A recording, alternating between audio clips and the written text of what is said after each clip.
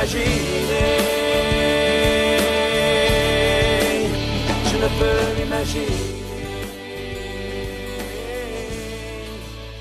Je ne peux l'imaginer.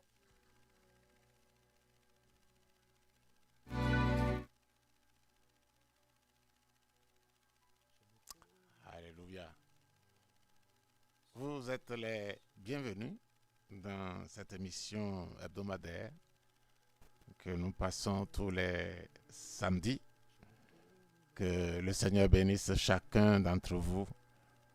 Et je crois que cette série que nous initions aujourd'hui, qui est intitulée Les dons du Saint-Esprit, vont vous apporter des éclairages sur la nécessité, sur la personne premièrement du Saint-Esprit et sur la nécessité de saisir, de l'accueillir et de saisir tout ce que Dieu, dans son éternel amour, alléluia, nous transmet au travers de la personne du Saint-Esprit. Et comment nous pouvons être des chrétiens, des serviteurs de Dieu, rendus complets par la réception, la soumission au Saint-Esprit que Dieu nous a donné pour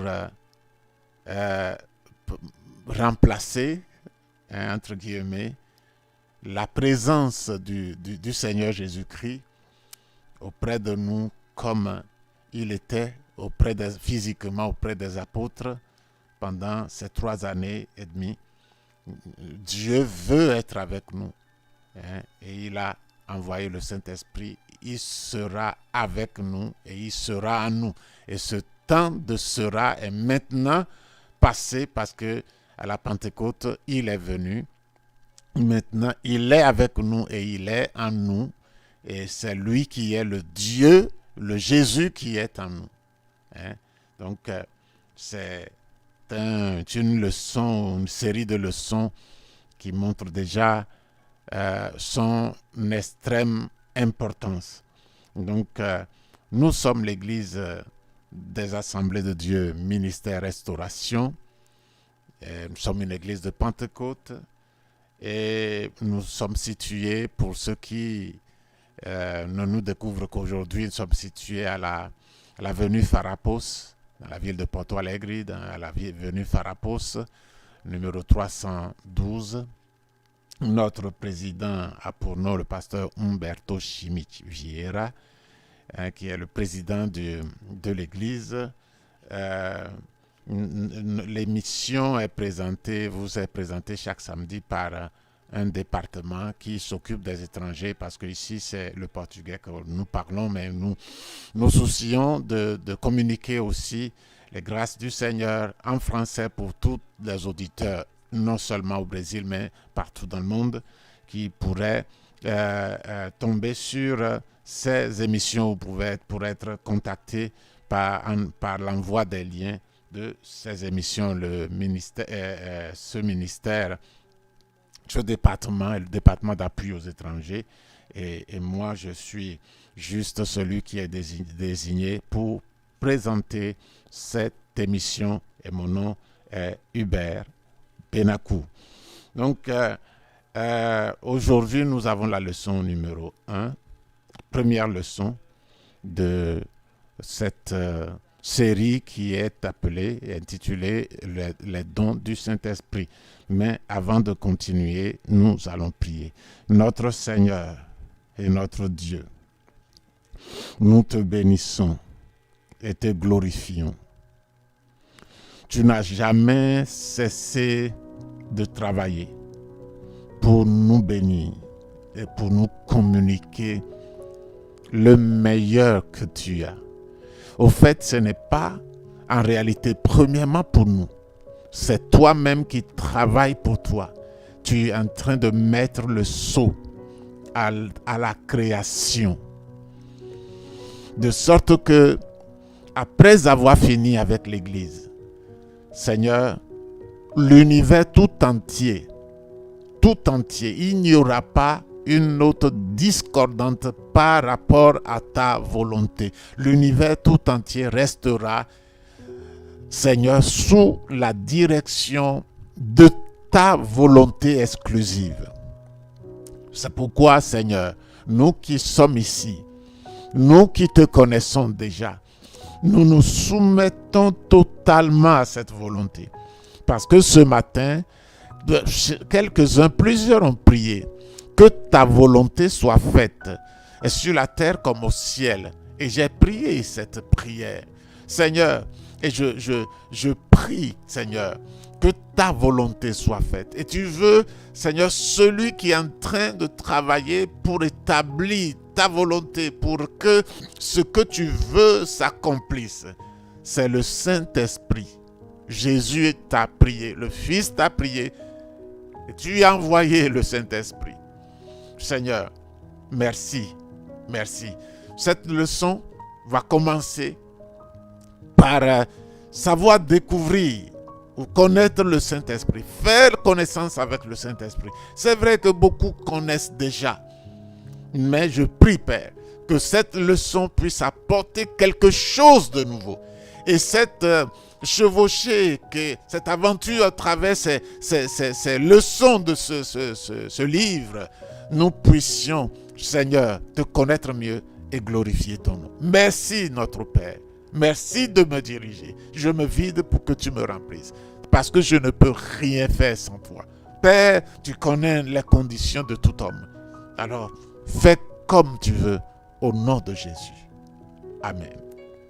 Voilà donc, nous sommes à la leçon 1 et je voudrais lire quelques passages de base, références de base. Dans le psaume 90, verset 2, il a dit « Avant que les montagnes fussent nées, que tu eusses créé la terre et le monde d'éternité en éternité, tu es Dieu. » Tu es Dieu. Voilà. Donc, nous bénissons le Seigneur pour le Saint-Esprit. Nous allons passer à l'introduction maintenant. Nous allons passer à l'introduction que vous allez voir à l'écran et que je vais lire avant de commencer. Voilà. Alléluia. Il y a un désir général de l'humanité de connaître Dieu.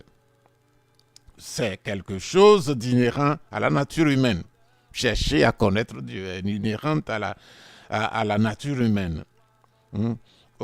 C'est dû au principe que Dieu a placé dans l'être humain lorsqu'il a créé. L'homme éprouve ce besoin de connaître un être divin pour l'adorer. Pour cette raison, c'est pour cette raison qu'il existe plusieurs théories et religions qui cherchent à comprendre qui est Dieu. Et il y a même pour beaucoup la vénération de l'homme. N'ayant pas trouvé quelque chose à adorer, ils pensent que l'homme est Dieu lui-même, ou bien il y a Dieu dans l'homme, et ils se tournent vers la vénération de l'homme comme s'il était Dieu. Mais comment est-il possible de connaître Dieu face à sa grandeur? Dieu est tellement grand, nous sommes si petits, comment pourrons-nous connaître Dieu? Cela ne sera pas possible par nous-mêmes, mais possible que par une action proprement divine.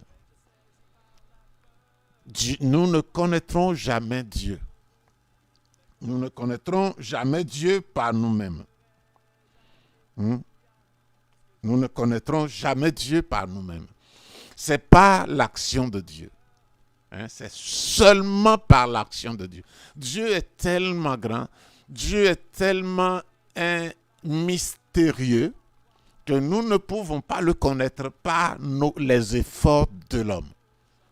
Ce qui trouve Dieu n'est pas dans l'homme.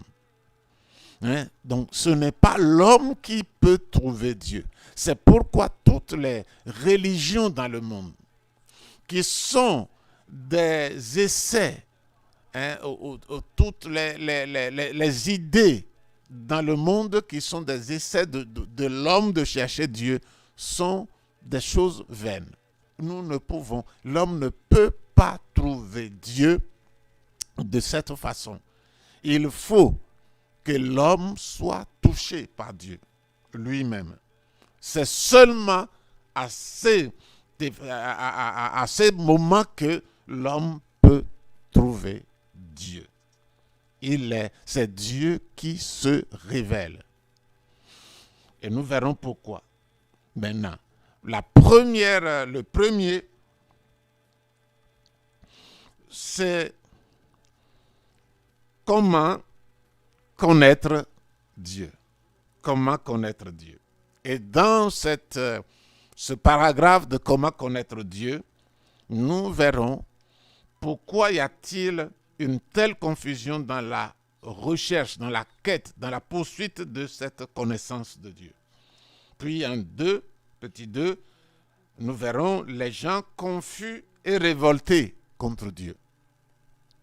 Et le petit 3, nous verrons la connaissance de Dieu, que la connaissance de Dieu est donnée par son Saint-Esprit qui travaille dans les personnes spirituelles. Pour connaître Dieu, il faut que le Saint-Esprit, qui est l'Esprit de Dieu, vienne prendre contact avec l'homme et puisse administrer à l'homme la connaissance de Dieu. Donc, ce que je crois ou ce que la Bible enseigne est que l'homme étant physique, étant une chose matérielle, et sa nature avec Dieu ne peuvent pas, ou bien avec Dieu ne peuvent pas se rencontrer.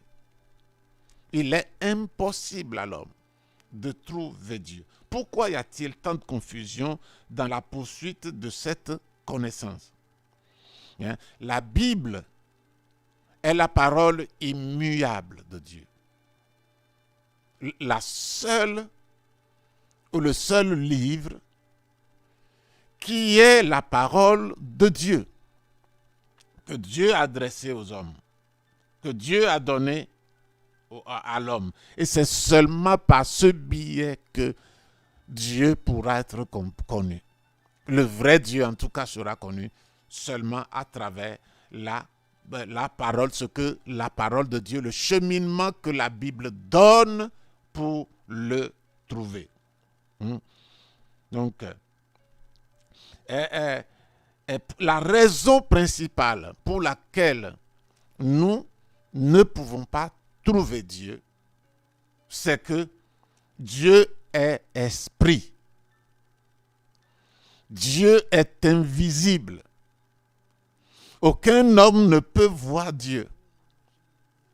Et comme nous sommes de nature physique, et nous ne croyons qu'aux choses physiques, et que nous n'avons aucune idée de l'existence d'un monde parallèle qui soit totalement invisible à l'homme et totalement inaccessible à l'homme.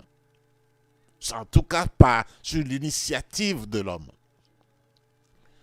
Et donc, la Bible dit, dans Jean chapitre 4, le verset 24, Dieu est esprit, et ceux qui l'adorent doivent l'adorer en esprit et en vérité. Ceux qui l'adorent doivent l'adorer en esprit. Dieu est invisible, il est esprit. Et ceux qui l'adorent doivent utiliser leur esprit pour l'adorer. Et comment utiliser notre esprit? De la manière juste. C'est la Bible seule qui nous le dit. Et maintenant que la Bible nous met sur ce chemin, c'est encore impraticable.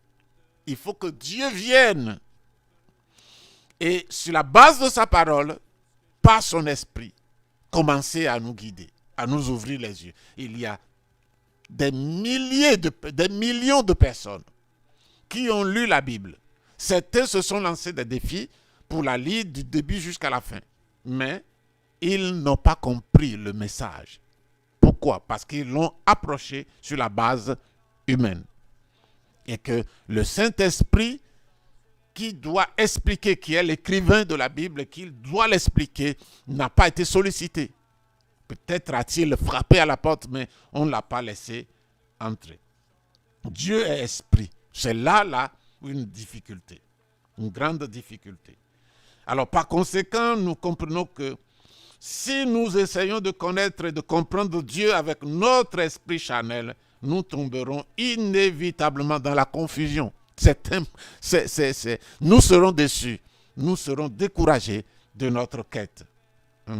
Parce qu'il est écrit dans 1 Corinthiens chapitre 2, le verset 14, 1 Corinthiens 2, 14 dit, « Mais l'homme animal ne reçoit pas les choses de l'esprit de Dieu. » L'homme physique ne reçoit pas les choses, ne les comprend pas, car elles sont une folie pour lui. Et il ne peut les connaître parce que c'est spirituellement qu'on en juge. Ça veut dire quoi? Ça veut dire que l'homme naturel, que nous sommes à première vue, que ceux qui sont maintenant devenus spirituels, que nous étions, mais ceux qui ne le sont pas encore, que vous êtes l'homme naturel que vous êtes, il n'y a pas de capacité en vous pour connaître Dieu. Il n'y en a pas. Parce que le plus brillant va trouver le chemin que Dieu a donné pour le connaître comme une folie. Dieu n'existe pas. C'est pourquoi les athées sont ceux qui jettent l'éponge pour dire il n'existe pas. Parce qu'ils ne trouvent pas de manière tangible ce qui peut valablement le représenter. Et il y a des gens qui lui ont donné des représentations erronées, fausses, par des concepts comme Dieu est une énergie, par des arbres, par du matériel, par des choses, par l'argent et par l'homme même. Et d'autres lui donnent ses formes.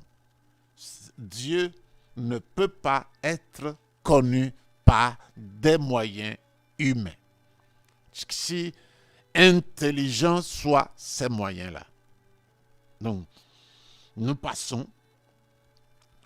Et alors, maintenant, la Bible nous raconte des cas de personnes qui ont, bien qu'elles aient été avec Jésus, n'avaient pas cette compréhension spirituelle, ayant acquis une connaissance superficielle qui les a amenés à la confusion et même à la frustration quant au chemin que Jésus leur avait indiqué. Il y a des gens qui sont venus à Jésus et qui veulent connaître Dieu, qui veulent marcher avec Dieu.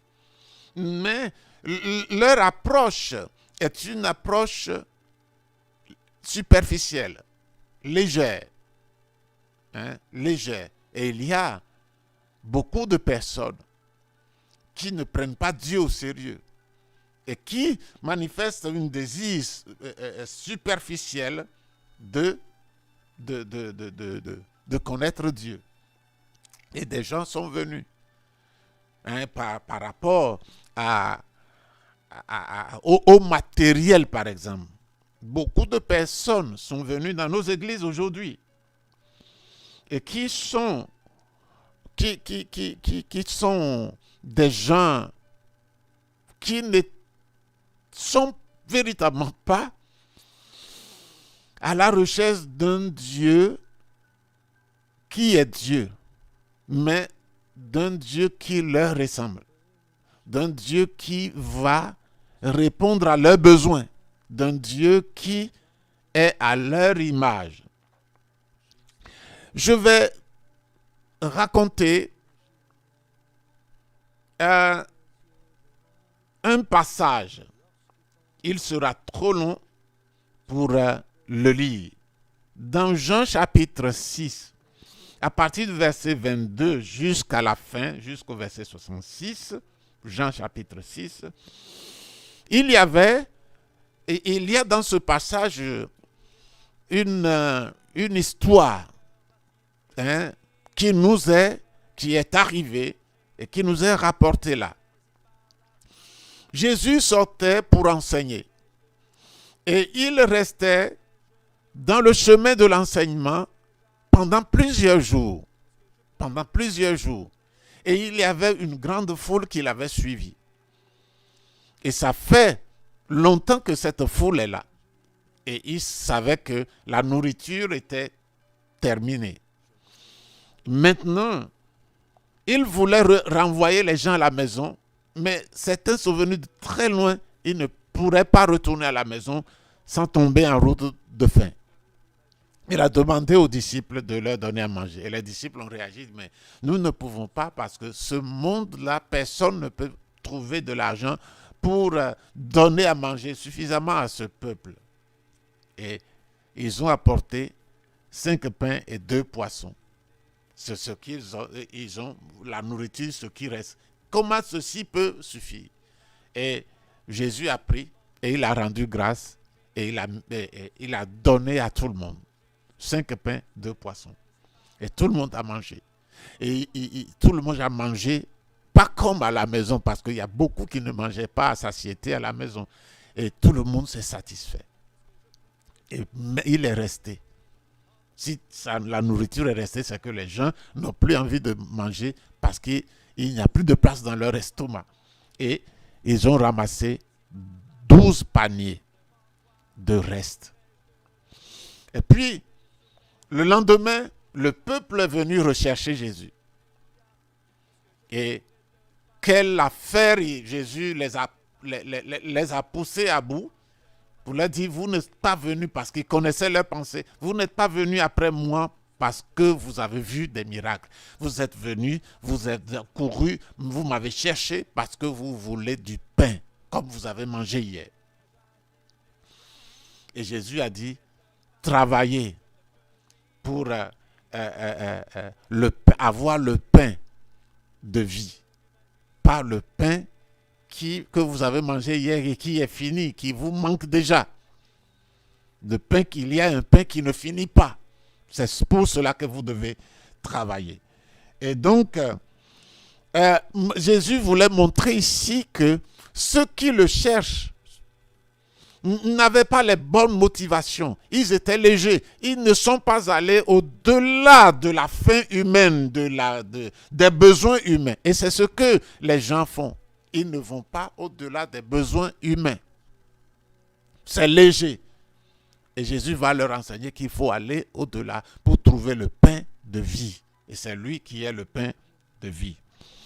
C'était des gens qui voulaient un Dieu à leur image, un Dieu qui puisse leur donner à manger chaque jour. C'est ce qu'ils voulaient. Et donc, ces gens, après, sont frustrés. Jésus a refusé de multiplier une seconde fois du pain et il leur a dit ce qu'ils devaient croire. Il leur a montré le chemin qu'ils devaient suivre, c'est-à-dire croire à celui que Dieu a envoyé pour non les nourrir seulement, mais les sauver. Leur donner le pain de vie et celui qui mange ce pain ne mourra jamais. Pas le pain humain comme ils en ont mangé hier et qui déjà aujourd'hui ils en ont encore besoin. Donc, cette légèreté crée un Dieu à notre image. Combien de personnes se détournent de Dieu en établissant dans leur cœur une image de Dieu, du Seigneur créateur de toutes choses, selon leur convoitise. Je veux acheter une voiture, je veux que mon couple soit rétabli, j'ai un problème. Et ils ne vont à l'église que pour régler un problème. il ne donne, même il tombe dans le filet des arnaqueurs. Hein, il ne donne des offrandes que parce que Dieu va leur donner au centuple. On leur a dit, s'ils sèment, ils vont récolter. Ce langage n'est pas faux, mais il est faux dans le contexte où on l'utilise. Si c'est pour les choses de ce monde, si on n'a pas trouvé le vrai Dieu, qui est le Dieu qui nous a créés et devant qui nous devons nous prosterner et rendre tout, et l'adorer, le servir comme il est Dieu. Et maintenant, si nous cherchons premièrement le royaume et la justice de Dieu, hein, toutes ces choses nous seront données par-dessus. Donc ne cherchez pas un Dieu selon votre ressemblance, selon votre concupiscence, votre convoitise, hein, et en rejetant la véritable révélation. Et ceux-là auxquels Jésus avait parlé, quand Jésus a fini, était allé au point de l'exposer, qu'il voulait donner du vrai chemin qui conduit à Dieu, quand ils sont arrivés là, ils ont dit non, nous, ces paroles sont trop dures, Vous voyez, ils n'étaient pas prêts. Ces paroles sont trop dures. Et une grande partie de ces personnes sont retournées. Ils ont décidé de ne plus aller avec lui. Voilà. Donc, les gens confus, révoltés contre Dieu sont des gens qui viennent à Dieu et qui veulent le chercher là où il ne se trouve pas, dans les besoins humains, terrestres. Et Dieu veut nous amener beaucoup plus loin. La connaissance de Dieu est donnée par son Saint-Esprit. L'homme est charnel. Par conséquent, il ne peut pas connaître Dieu. Un être qui est esprit. Physique et esprit ne se voient pas. Esprit, c'est invisible. Dans les conditions normales. Dieu, sachant cela, nous a fourni un moyen d'avoir accès à sa connaissance. Dieu nous a donné un unique moyen. Un unique moyen pour le connaître. Il nous a donné le Saint-Esprit, qui est une personne qui vivifie et nous révèle sa parole, sa nature et sa volonté. Le Saint-Esprit vivifie sa parole, nous révèle sa parole et révèle la nature de Dieu et la volonté de Dieu. Il n'y a que Dieu qui peut parler de lui-même. Nous parlerons de la Trinité plus tard pour expliquer que Dieu est unique en 3 personnes, le Père, le Fils et le Saint-Esprit. Mais aujourd'hui, nous sommes en train de parler du Saint-Esprit. Donc, Dieu nous les a donnés. Les choses que Dieu nous a données, la connaissance de lui qui nous a donné, plus les bénédictions que Dieu nous communique. Dieu nous les a révélées par l'Esprit, car l'Esprit sonde tout, même les profondeurs de Dieu. C'est seulement l'Esprit de Dieu qui connaît Dieu profondément et totalement.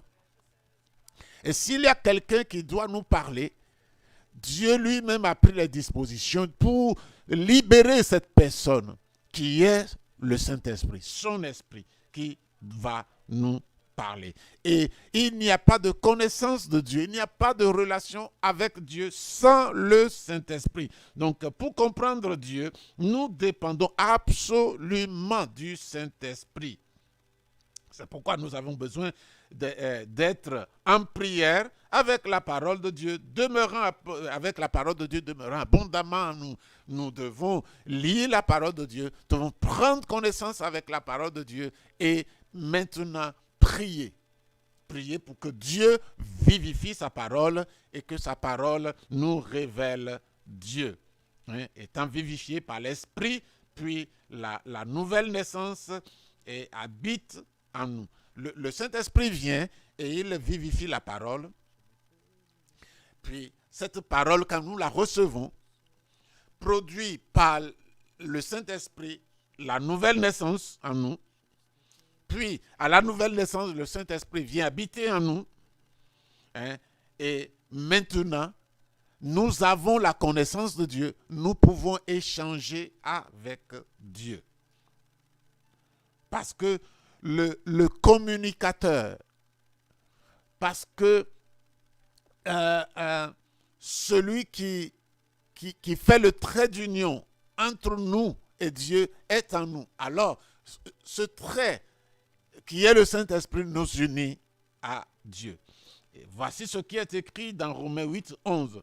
Et si l'esprit de celui qui habite, ou si l'esprit de celui qui a ressuscité Jésus d'entre les morts habite en vous, celui qui a ressuscité Jésus-Christ d'entre les morts rendra aussi la vie à vos corps mortels par son esprit qui habite en vous. Quand l'esprit de Dieu vient habiter en nous, elle nous rend la vie.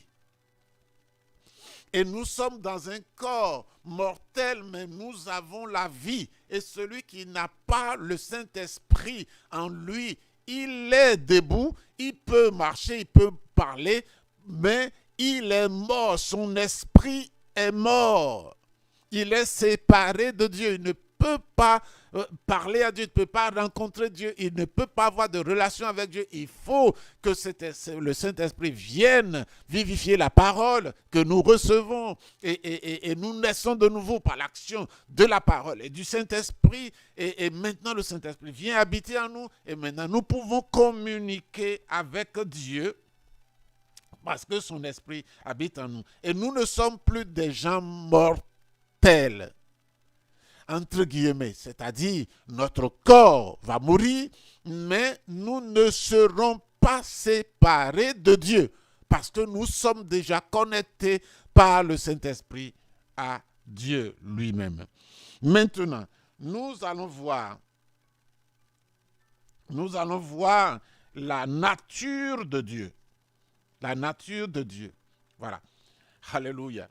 Et parlant de la nature de Dieu, nous dirons que Dieu a des caractéristiques. Premièrement, Dieu est esprit. Nous l'avons déjà dit. Il est esprit. Les yeux humains ne peuvent pas le voir. Secondement, Dieu est éternel. C'est-à-dire, Dieu n'a pas de commencement. Il n'y a pas un jour où Dieu a commencé. Il n'y aura pas de fin pour qu'il termine. Nous naissons en un jour et mourrons en un jour. Mais Dieu, nous sommes temporels et Dieu est éternel. 3. Dieu est immuable. Il ne change pas. Dieu est omniscient. Il connaît tout. Il connaît tout. Il connaît de l'atome jusqu'à la créature la plus gigantesque. Il connaît les choses qui sont dans l'homme. Il connaît les choses que nous avons faites et nous avons oubliées. Et Dieu, je y reviendrai, Dieu est tout puissant. Il est tout puissant. Il peut faire tout. Quand Dieu dit une chose qui n'existe pas, la chose arrive. Donc, il est tout puissant. Il est omniprésent. Il est partout. Partout, partout, partout. Dieu est saint. Il est saint. Et Dieu a une personnalité. Donc, nous connaissons ces choses. Donc, Dieu est esprit. Nous ne pouvons pas le voir avec nos yeux. Bien qu'il soit omniprésent, comme nous l'avons dit, il est avec chacun, il est partout. Mais nous ne pouvons pas le voir. Nous ne pouvons pas le voir. Nous ne pouvons communiquer avec lui que lorsque nous avons accepté sa parole, accepter Jésus qui est la parole de Dieu, nous verrons plus tard, et que le Saint-Esprit nous a vivifiés et est venu habiter en nous, alors nous pouvons parler à Dieu avec foi, sur la base de la foi, et voir Dieu agir. Et savoir premièrement que Dieu nous a entendus parce que nous savons qu'il est omniprésent et qu'il va agir. Et puis nous voyons son action commencer à se produire. Alors, bien-aimés, Dieu est éternel. Nous n'arrivons pas, limités que nous sommes, à imaginer l'éternité. Et nous, comme nous posons des questions, mais avant Dieu, comment était le monde ou l'univers avant qu'il vienne? Et nous disons que avant lui, nous posons des questions. Coupons court. Dieu est éternel. Dieu a toujours existé. Il n'a pas commencé un jour. Il a toujours existé. Et il existera toujours. La terre va passer certainement, mais Dieu va continuer à exister. Cette terre va passer. Il créera une nouvelle terre sur laquelle les gens ne le détesteront plus. Ceux qui habiteront cette terre seront des adorateurs, seront des gens qui ont accepté pleinement la volonté de Dieu, pas leur volonté, et qui se sont soumis à Dieu à tous égards, dépendant de lui comme sa créature, ou ses créatures. Et c'est ce que Dieu veut quand nous venons dans l'église et que nous voulons que la volonté de Dieu soit faite. C'est comme ça que Dieu veut que nous soumettions à sa volonté. Dieu est éternel, Dieu est immuable, il ne change pas. Il ne change pas, il ne grandit pas. Moi, j'ai changé. Quand j'étais né, mes cheveux n'étaient pas blancs. Quand j'étais né, je n'avais pas cette taille. Mais Dieu, lui, il est le même. Il est le même. Quand j'étais enfant, je pensais comme un enfant. Mais au fur et à mesure que je grandissais, j'apprenais des choses, j'ai changé de penser comme un enfant, de parler comme un enfant. Mais Dieu ne change pas. Il est le même dès les éternités du commencement, si nous pouvons parler ici, et il sera le même jusqu'à l'éternité des fins. Et cette éternité des fins n'existe pas. Cette fin des éternités n'existe pas. Il n'y a pas de fin. Donc, il est éternel. Et donc, quand nous blaguons avec Dieu, nous pouvons être sûrs qu'il nous aura. Quand nous nous amusons avec Dieu, nous pouvons être sûrs qu'il nous aura.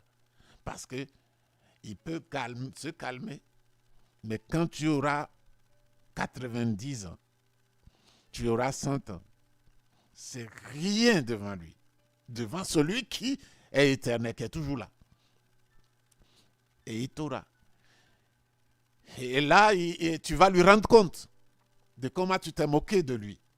Et les gens qui le font, les gens ont bonne raison de choisir Jésus et de se laisser instruire et de laisser le Saint-Esprit venir en eux et les réconcilier avec Dieu qui sont devenus des enfants de Dieu. Mais tout le monde n'a pas fait cette expérience. Et d'autres ne l'ont pas fait par ignorance, mais d'autres l'ont fait parce qu'ils ont entendu plusieurs fois l'évangile. Et d'autres, même dans des églises, écoutent la parole de Dieu chaque jour, chaque semaine.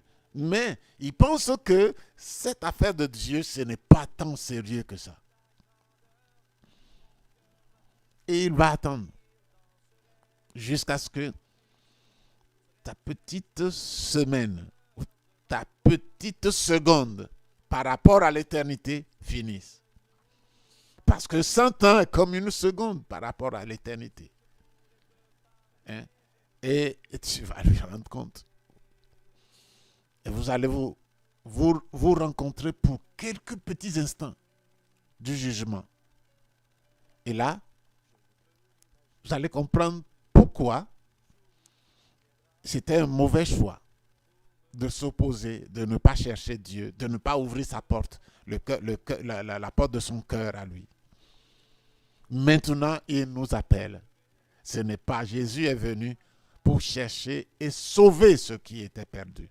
Il n'y a pas de jugement maintenant. Si tu m'entends, tu dis, ah, pour moi c'est trop tard, c'est faux. Ce n'est pas trop tard. Même si tu as insulté Dieu, ce n'est pas trop tard. Même si tu t'es comporté, tu as détruit pratiquement ta vie en désobéissant, ce n'est pas trop tard. Reviens à lui et Dieu prendra soin de toi. Jésus est venu chercher et trouver, sauver ceux qui étaient perdus. Tous ceux qui reconnaîtront qu'ils sont dans un état perdu, quand ils crient à Jésus, il les sauvera. Donc, ce n'est pas trop tard. Dieu ne change pas. Dieu est immuable. Dieu ne change pas. Il est immuable. Il est omniscient. Il connaît tout. Hein? Il connaît tout.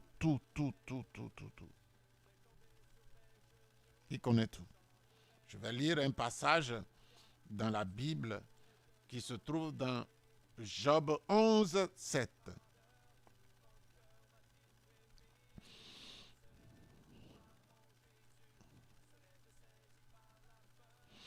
Il a dit, prétends-tu sonder les pensées de Dieu, parvenir à la connaissance parfaite du Tout-Puissant? Elle est aussi haute que les cieux. Et que ferais-tu? Plus profonde que le séjour des morts. Que sauras-tu? Dieu connaît tout. Absolument tout. Dieu est tout-puissant. Daniel chapitre 4, verset 35.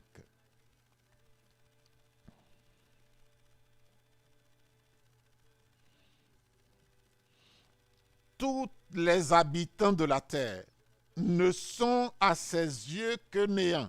Tous les habitants de la terre devant Dieu, quand on les prend même ensemble, ils sont comme un néant. Il agit comme il lui plaît avec les armées ou avec l'armée des cieux et avec les habitants de la terre. Et il n'y a personne qui résiste à sa main et qui lui dise que fais-tu? Dieu est tout puissant. Il fait tout. Face aux anges, il fait ce qu'il veut.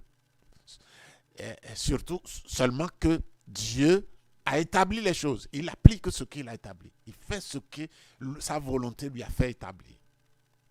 Personne ne fera sa volonté. Et même le méchant qui ne veut pas se soumettre, Dieu le sait déjà. Et Dieu a préparé son chemin. Le chemin de sa fin. Dieu est omniprésent. Je l'ai déjà expliqué. Partout où vous serez, Dieu est là. Seulement, si vous ne le saurez pas. Si vous n'êtes pas né de nouveau. Vous n'êtes pas son enfant. Parce qu'il vous manquera le Saint-Esprit pour le savoir. Et la foi pour communiquer avec lui, ça vient de lui-même.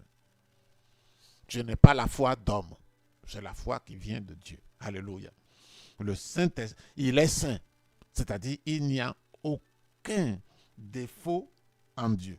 Aucun défaut. Il n'y a absolument aucun défaut en Dieu. Il est saint. Apocalypse chapitre 4, verset 8 dit, les 4 êtres vivants dans le ciel, il s'agit dans le ciel, ont chacun 6 ailes. Et ils sont remplis de Dieu tout autour et au-dedans. Ils ne cessent de dire jour et nuit, Saint, Saint, Saint est le Seigneur Dieu, le Tout-Puissant, qui était, qui est et qui vient. Ils disent continuellement, Saint, Saint, Saint, Saint est le Seigneur Dieu. Saint. Dieu est saint.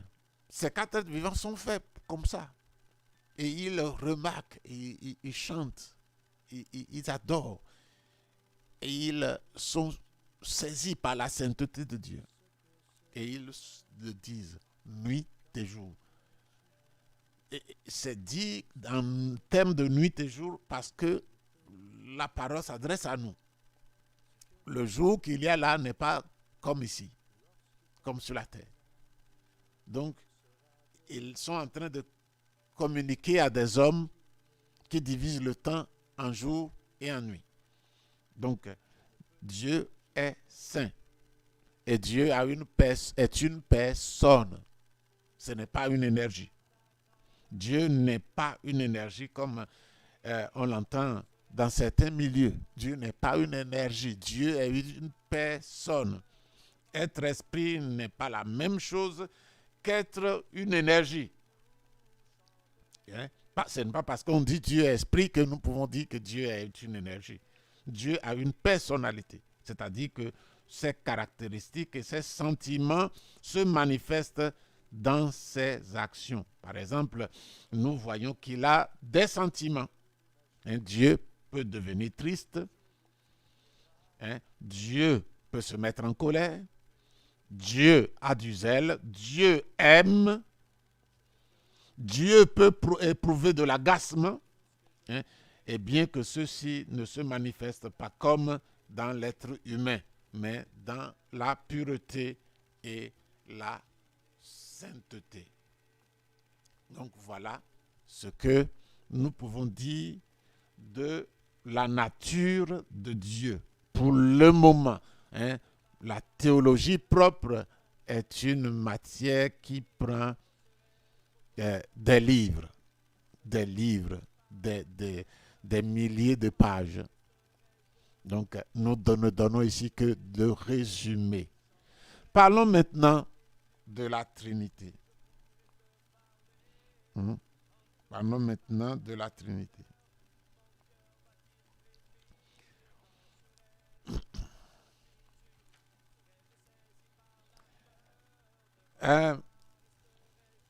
Nous lisons un passage, la Trinité dans la Bible. Nous allons parler de la Trinité dans la Bible. Puis, nous parlerons de Dieu le Père, qui est la première personne de la Trinité, Dieu le Fils, qui est la seconde personne de la Trinité, Dieu le Saint-Esprit, qui est la troisième personne de la Trinité. Et bien sûr, cette leçon est sur le Saint-Esprit. Nous allons faire quelques lectures. Nous lisons premièrement Romains chapitre 16, versets 25 et 26. Romains 16, 25, 26. Il est écrit ici, à celui qui peut vous affermir selon l'évangile et la prédication de Jésus-Christ, conformément à la révélation du mystère caché pendant des siècles, mais révélé, manifesté maintenant par les écrits des prophètes d'après l'ordre du Dieu éternel, et porté à la connaissance de toutes les nations, afin qu'elles obéissent à la foi. Et dans ce passage, Dieu nous montre les mystères sur lui-même à travers sa parole. L'un de ces mystères est la Trinité. La parole de Dieu nous annonce des mystères et l'un de ces mystères, c'est la Trinité. C'est Dieu composé, un seul Dieu composé du Père, du Fils et du Saint-Esprit. Ce sont les trois personnes distinctes, mais unies en une seule. Unies en une seule.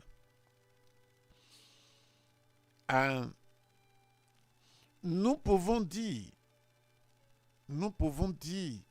que l'homme ne peut pas séparer son esprit, son âme, son corps, pour que l'âme vive à part, l'âme puisse se manifester à part le corps et l'esprit. Et il y a une petite dimension trinitaire aussi là chez l'homme. Mais c'est juste pour nous faire comprendre ce que Dieu est. Mais Dieu, ce qui est différent, totalement différent chez Dieu, c'est que Dieu peut se manifester dans le Père, dans le Fils et dans le Saint-Esprit. Et nous ne pouvons pas nous manifester séparément dans le corps, dans l'âme et dans l'esprit. Notre corps, notre âme et notre esprit forment un seul. Mais nous ne pouvons pas les dissocier. Donc, ceux qui pensent que l'homme est trinitaire par rapport à Dieu, ce n'est qu'une petite partie de la ressemblance trinitaire. Mais Dieu peut se manifester différemment, distinctement, ces trois personnes qui forment le seul Dieu, mais l'homme ne le peut pas. Donc, cette notion trinitaire qu'on prête à l'homme n'est qu'une fraction et qui ne peut pas être comparée à la notion trinitaire de Dieu. Donc, ceci dit, nous continuons. Trois personnes distinctes en une seule. De même, en Dieu, comme l'avons dit, il y a le Père, le Fils et le Saint-Esprit. Le Fils est Jésus-Christ, notre Seigneur. Tous sont un seul.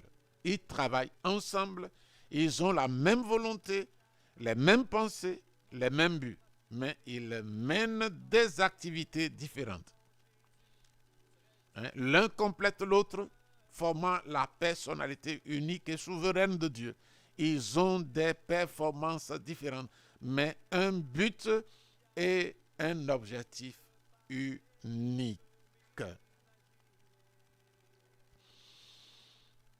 Alors, parlons un peu de la Trinité dans la Bible. Il y a des gens qui s'opposent à la doctrine de la Trinité parce qu'ils disent qu'il n'y a pas le mot Trinité dans la Bible.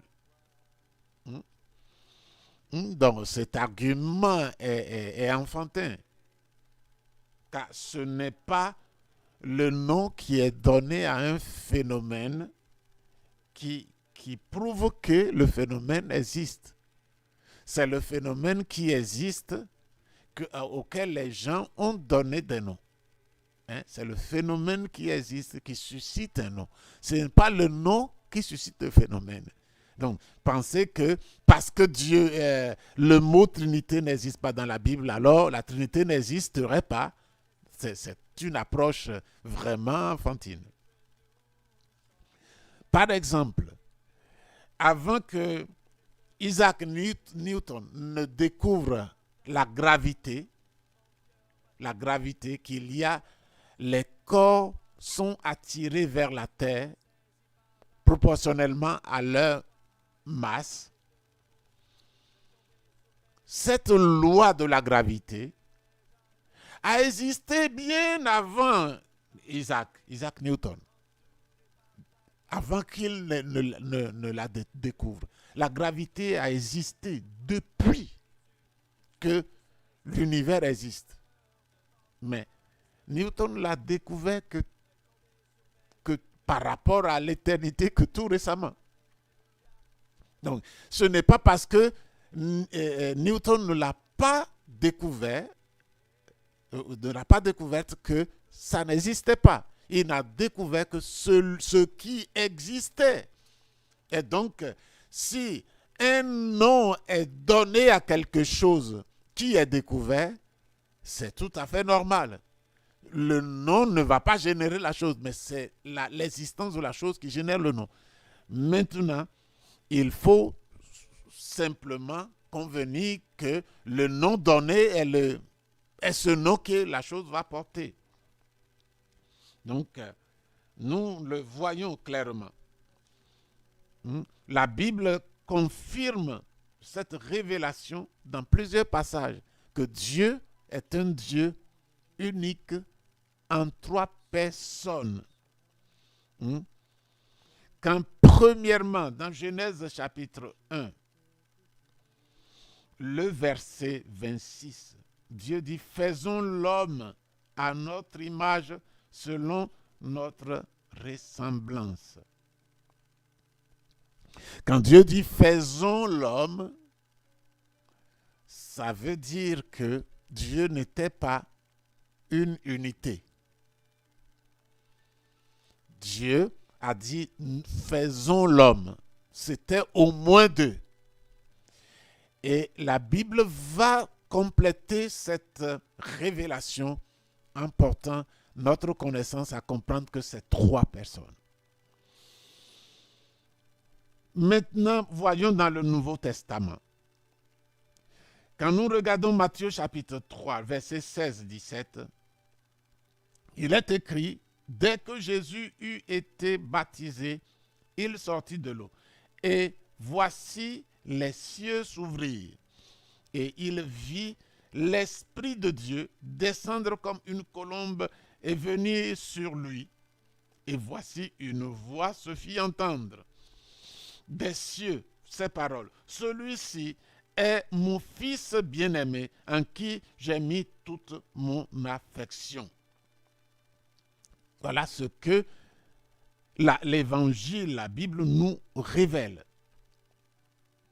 Jésus était allé se faire baptiser par Jean-Baptiste. Et quand il a fini d'être baptisé, le Saint-Esprit est descendu sur lui. Donc, il y a Jésus, il y a le Saint-Esprit qui est descendu sur lui, et le Père a parlé en disant que Jésus est son Fils bien-aimé. Donc, les trois personnes sont présentes dans cette révélation contenue dans ces deux versets. Donc, il y a le Père qui a témoigné, et le Saint-Esprit qui a été vu, qui est venu sur Jésus, et il y a Jésus. Donc, les trois personnes sont là. Dans Matthieu chapitre 28, verset 19, il est écrit ceci. Allez donc, faites de toutes les nations des disciples, les baptisant au nom du Père, du Fils et du Saint-Esprit. Jésus qui disait ça, qui donnait la formule du baptême d'eau à tous ceux qui ont cru en lui. Hein? Il leur donna, il révèle là qu'il y a le Père, le Fils et le Saint-Esprit. Quand Jésus devait partir, un quatrième passage que nous citons, il dit dans Jean 14, verset 16, « Et moi, je prierai le Père, et il vous donnera un autre consolateur. » Et ce consolateur, c'est le Saint-Esprit, hein, afin qu'il demeure éternellement avec vous. Et moi, Jésus, je prierai le Père, il vous donnera un autre consolateur, le Saint-Esprit. Donc, nous voyons là la preuve de l'existence de la Trinité dans la Bible. Et j'ai parlé tout récemment avec un serviteur. Bon, je ne suis pas allé jusqu'à le convaincre parce qu'il avait pris sa position. Et il dit que ils font partie de ceux qu'on appelle les unitaires, que Dieu est le même Dieu. Hein? Dans l'Ancien Testament, il s'est manifesté comme le Père. Dans le Nouveau Testament, il s'est manifesté comme le Fils. Et maintenant, il se manifeste comme le Saint-Esprit. Non, ce n'est pas juste. Jésus a clairement parlé. Pendant que Jésus était sur la terre, il parlait au Père dans le ciel. Il dépendait du Père. Il faisait la volonté du Père. Et quand il devait partir, il disait que quelqu'un d'autre viendra le remplacer. Il n'a pas dit « je reviendrai sous une autre forme ». Il dit « quelqu'un d'autre ».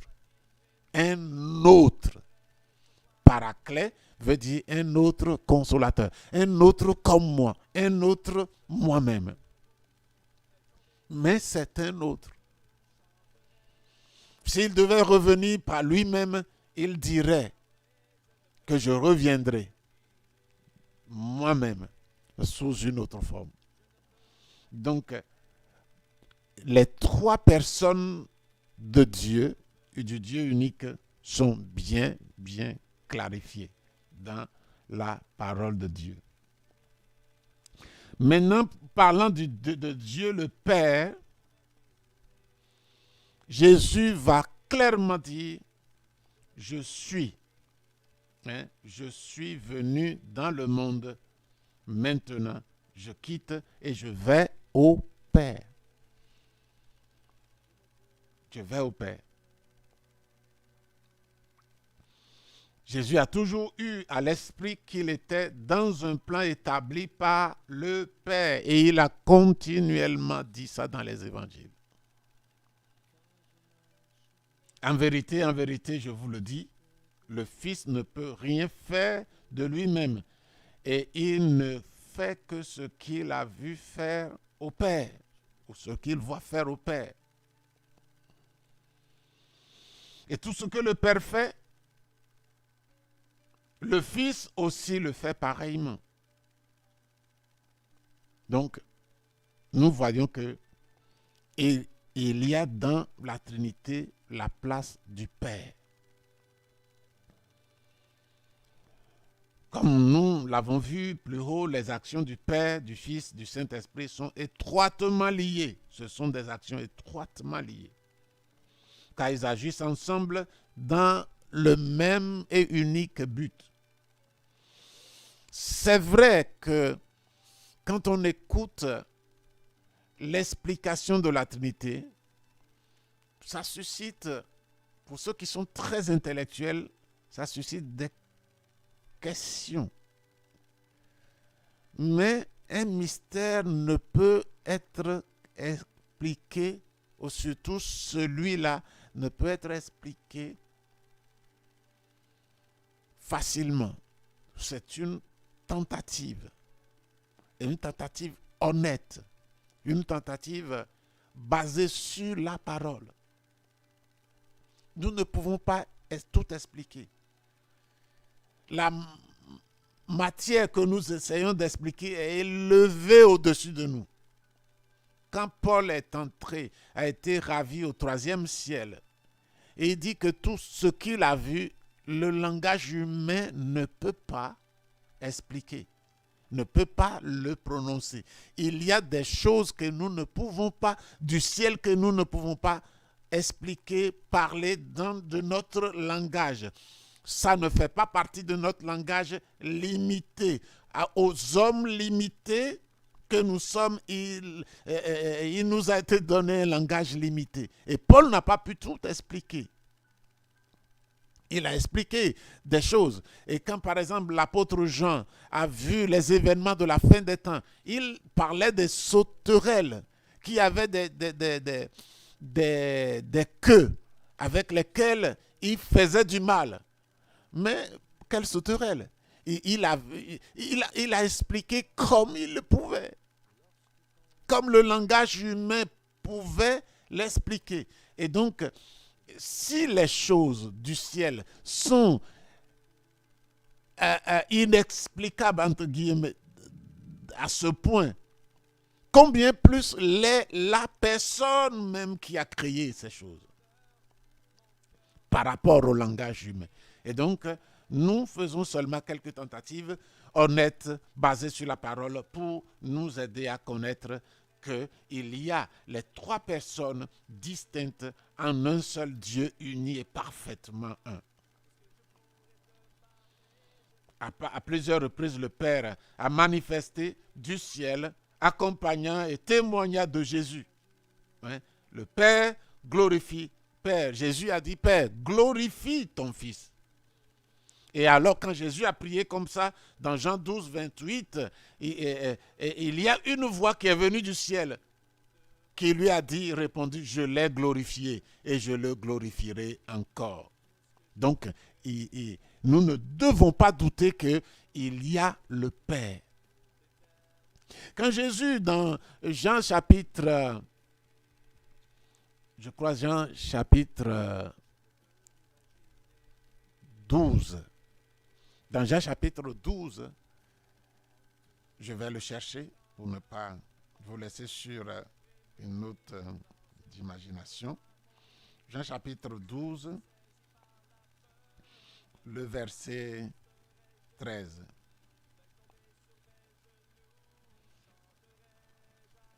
Je vais voir Jean.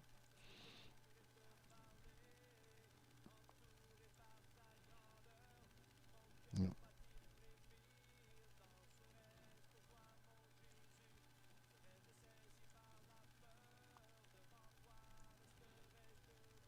Ah. Et Jésus a dit ceci dans Jean 14, 13.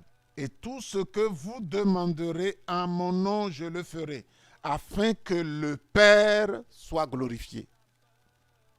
C'est deux personnes totalement différentes. Jésus parlait non pas de sa position sur la terre.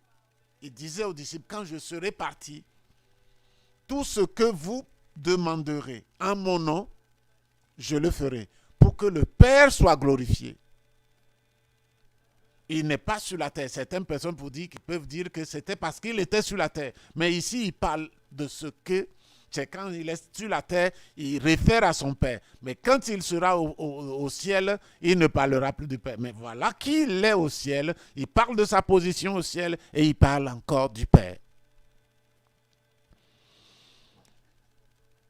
Parlons maintenant du Dieu le Fils, le Seigneur Jésus-Christ, qui est la parole de Dieu.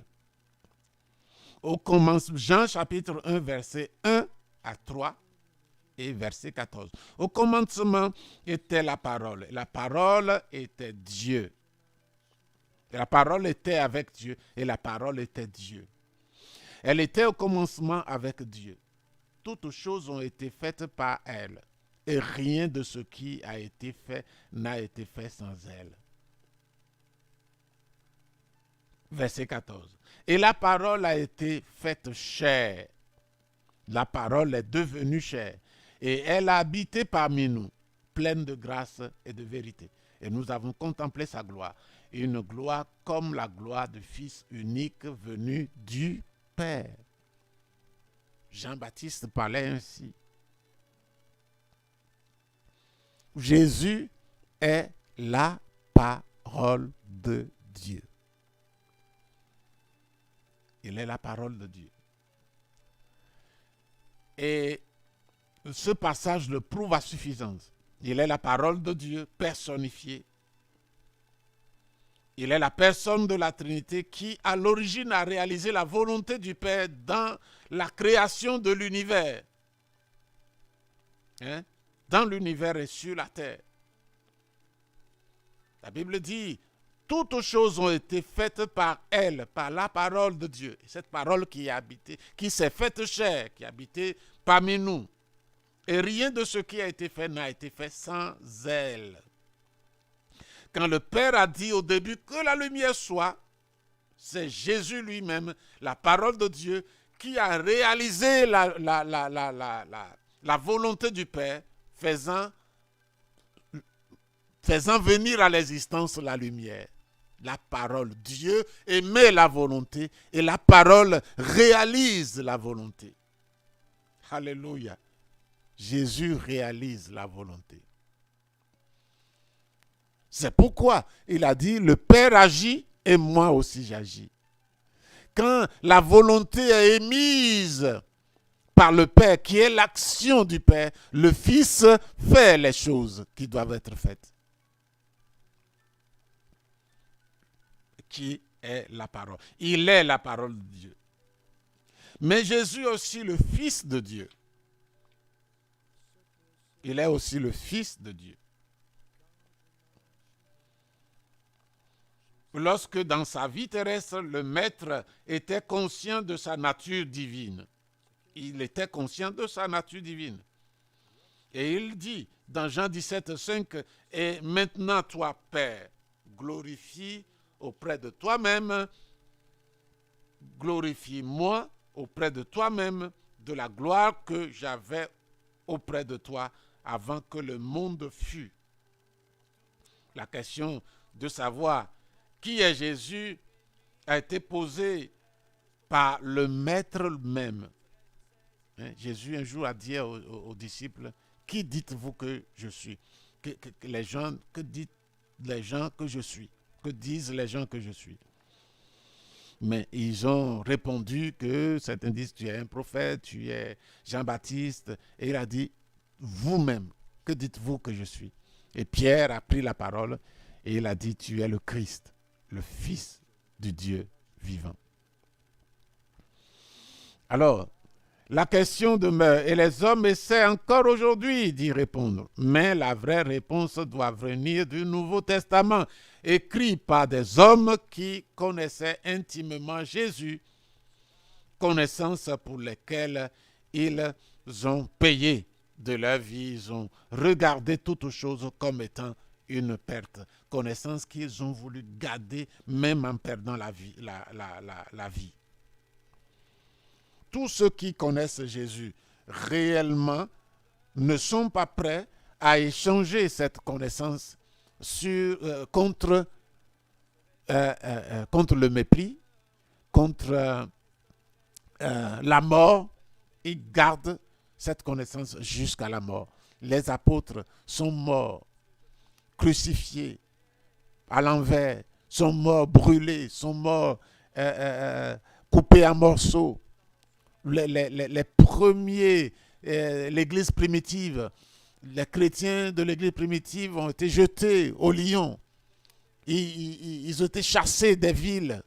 Ils dormaient dans les champs, dans les montagnes, dans les grottes. Ils étaient dénués de tout. Ils subissaient les hivers rigoureux.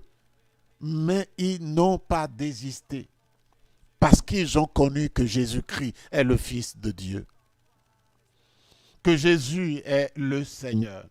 Ainsi donc, puisque les enfants participent au sang et à la chair, il a également participé lui-même afin que par la mort, il anéantisse celui qui a la puissance de la mort, c'est-à-dire le diable, et qu'il délivra tous ceux qui, par crainte de la mort, étaient toute leur vie retenus dans la servitude. Hébreux, chapitre 2, versets 14 à 15.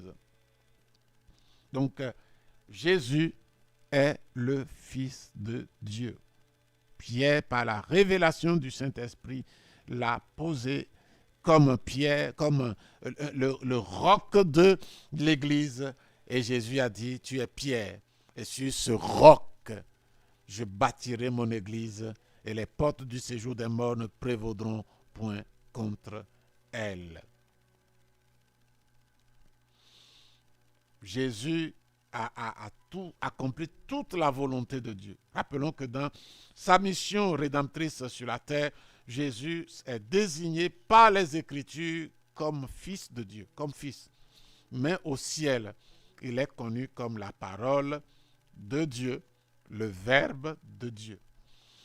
Voyons quelques raisons pour lesquelles Jésus est venu sur la terre. Il est venu pour donner, Dieu a envoyé Jésus sur la terre pour donner à l'humanité, aux hommes, le moyen d'être sauvé, afin que quiconque croit en lui ne périsse point, mais qu'il ait la vie éternelle. Jean chapitre 3, verset 16. Jésus est venu pour détruire les œuvres du diable. Le Fils de Dieu a paru. Il a été manifesté afin de détruire les œuvres du diable. Troisièmement, Jésus est venu conquérir la rédemption pour toute la création. La Bible dit que ce n'est pas seulement les hommes qui seront sauvés, mais Dieu est en train, par Jésus, en train de réconcilier toute la création avec lui-même. Et quand il nous a dit dans Romains 8, dans Romains chapitre 8, le verset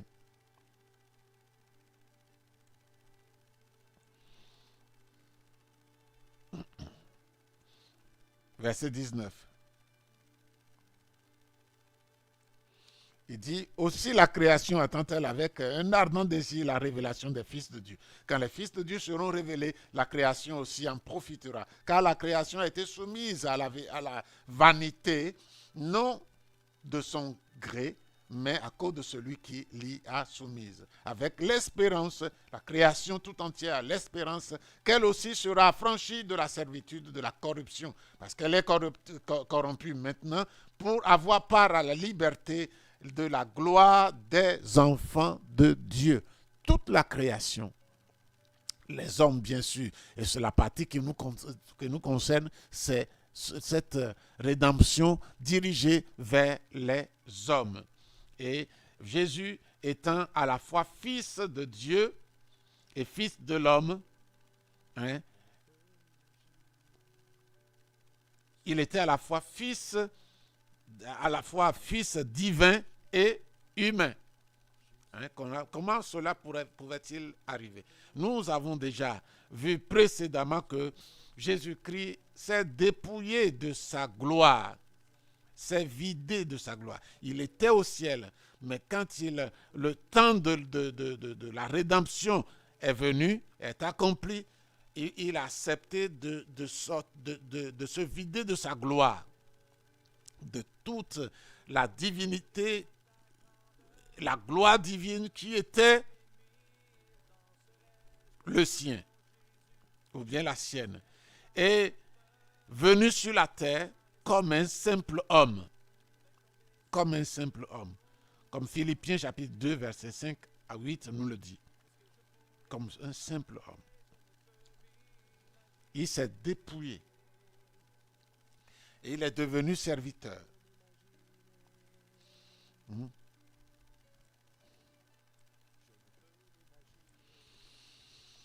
Ayez en vous les sentiments qui étaient en Christ, lequel existant en forme de Dieu, il était Dieu, existant en forme de Dieu, n'a pas regardé comme une proie à arracher d'être égal avec Dieu, mais s'est dépouillé lui-même en prenant, il s'est dépouillé de sa gloire, en prenant la forme de serviteur, en devenant semblable aux hommes, devenu homme, et ayant paru comme un simple homme. Il n'était même pas roi, il était seulement un simple homme, perdu quelque part en Galilée. Il s'est humilié lui-même en se rendant obéissant jusqu'à la mort, et même jusqu'à la mort de la croix. Il s'est humilié, lui qui était adoré, qui devait être adoré par toute la création, s'est humilié pour laver les pieds des apôtres, pour se donner et mourir pour les hommes, pour servir les hommes. Et pendant 33 ans et demi, il a souffert pour les hommes. Depuis sa naissance, il a commencé à être persécuté. Lui qui était le créateur de ceux qui, de manière différente, l'ont persécuté. Il a accepté cela parce qu'il voulait sauver les hommes. Ce n'est pas un jeu. Nous devions mourir. Nous devions être perdus. L'âme qui pêche doit mourir. Et celle qui mourra. Et la mort, c'est la séparation définitive avec Dieu dans un lieu insupportable qui n'est pas paisible comme les souffrances de la terre. Mais Dieu nous a donné cette grâce-là de recevoir le salut au travers de Christ. Mais il s'est vidé, il s'est donné lui-même pour nous aider, pour prendre sur lui nos péchés, notre condamnation, nos malédictions, nos misères. Le châtiment qui nous donne la paix est tombé sur lui. Voilà quelques-unes des raisons essentielles de sa venue sur la terre. Nous parlons, pour finir, de Dieu le Saint-Esprit. La troisième personne de la Trinité est celle qui était avec Dieu, le Père et le Fils, le Verbe. Depuis le commencement, l'Esprit de Dieu se mouvait sur les eaux. Genèse chapitre 1, le verset 2. L'Esprit de l'Éternel, l'Esprit de Dieu se mouvait sur les eaux. Il a été envoyé sur la terre dans le but dans un but précis. Jésus a dit ceci. Et moi, je prierai le Père, et il vous donnera un autre consolateur, afin qu'il demeure éternellement avec vous. Jean 14, 16. Il dit plus loin, et quand il sera venu, il convaincra le monde de ce qui concerne le péché, la justice et le mouvement et le jugement. Jean chapitre 16, le verset 8. Il y a de la personnalité et exprime donc des sentiments. Jésus a la personnalité. Non, je veux parler du Saint-Esprit, a une personnalité, il exprime des sentiments. Pour cette raison, la Bible avertit qu'il ne faut pas attrister le Saint-Esprit. Éphésiens 4 dit, n'attristez pas le Saint-Esprit de Dieu par lequel vous avez été scellés pour le jour de la rédemption. Voilà. Et nous étudierons davantage cette personne et sa façon d'agir dans les autres leçons de ce magazine. En conclusion,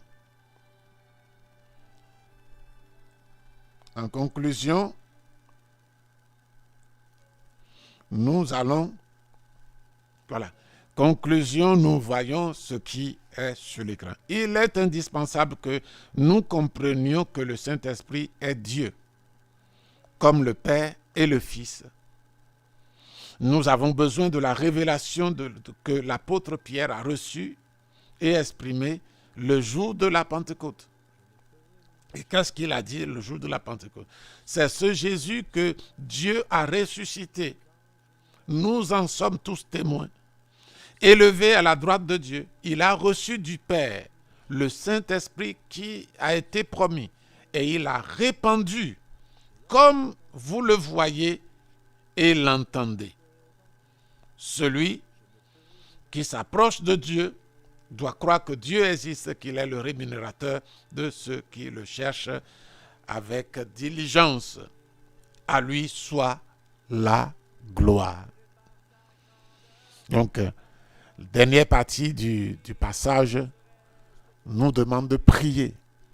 De prier. Ça ne sert à rien de connaître le Saint-Esprit et c'est donc nous devons rechercher sa présence dans nos vies. Et maintenant, nous allons prier et bénir le nom du Seigneur et demander que sa présence soit avec nous. Seigneur, notre Père et notre Dieu, sans toi, nous ne pouvons rien faire. Et en effet, tu as tout préparé, Père. Tu as tout donné. Tu as tout disposé pour nous. Père adoré, nous te prions de nous aider. Nous te prions de nous conduire afin que, par la grâce que tu disposes pour nous, nous puissions avoir et accéder à cette connaissance de ta personne par le Saint-Esprit. Ce matin, nous te demandons de te révéler. Nous prions, Seigneur, et nous ouvrons nos cœurs au Saint-Esprit. Nous te disons, notre Père et notre Roi, aie ta place. Prends ta place dans nos vies. Que l'Esprit que tu as envoyé pour demeurer avec nous et en nous puisse prendre sa place, afin de manifester la connaissance de Dieu, de nous communiquer la connaissance de Dieu. Et cette connaissance fera que non seulement nous croîtrons avec toi, notre amour grandira pour toi. Notre intimité avec toi prendra de la profondeur. Et notre service sera un service conséquent. Seigneur, un service dans lequel non seulement nous aurons la manifestation pleine du fruit de l'Esprit en nous, qui est une nécessité, Un fruit que tu as déjà déposé dans chacun de ceux qui ont reçu Jésus comme Seigneur et qui se sont lancés dans cette marche audacieuse de la foi avec lui. Mais aussi, Seigneur, tu mets à notre disposition les dons spirituels pour un service efficace. Seigneur, je prie ce matin que ceux qui ne sont pas baptisés du Saint-Esprit, Seigneur, tu les visites au nom de Jésus et qu'ils reçoivent le baptême. Et que, Seigneur, oh Dieu, tu continues dans la recherche et dans la réception des dons. Nous avons besoin de toi. Que ta volonté soit pleinement exprimée, acceptée et faite dans chacune de nos vies. Et pour que cela soit, il faut que nous soyons remplis du Saint-Esprit. Conduis chacun. Béni sois-tu. Louange à toi. Merveilleux Seigneur. Nous te donnons toute la louange et toute la gloire au nom de Jésus. Amen. Nous bénissons le Seigneur pour la vie de chacun d'entre vous et nous vous donnons rendez-vous le samedi prochain. Que le Seigneur vous bénisse. Amen.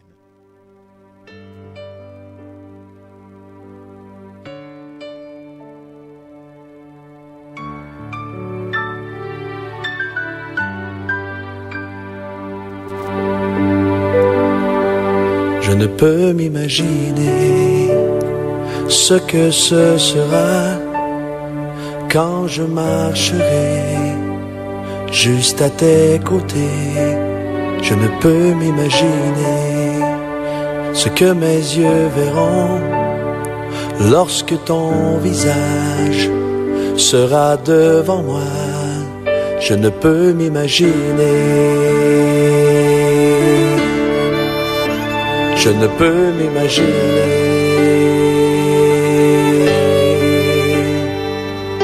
Entouré par ta grandeur, mon cœur va-t-il frémir? Danserai-je pour toi, mon Jésus? Serais-je saisi par la peur? Devant toi, resterai-je debout? Vais-je tomber sur mes genoux? Chanterai-je Alléluia? Est-ce que je pourrais te parler? Je ne peux m'imaginer. Je ne peux m'imaginer. Je ne peux m'imaginer le jour où tu viendras pour me retrouver debout devant toi. Je ne peux m'imaginer.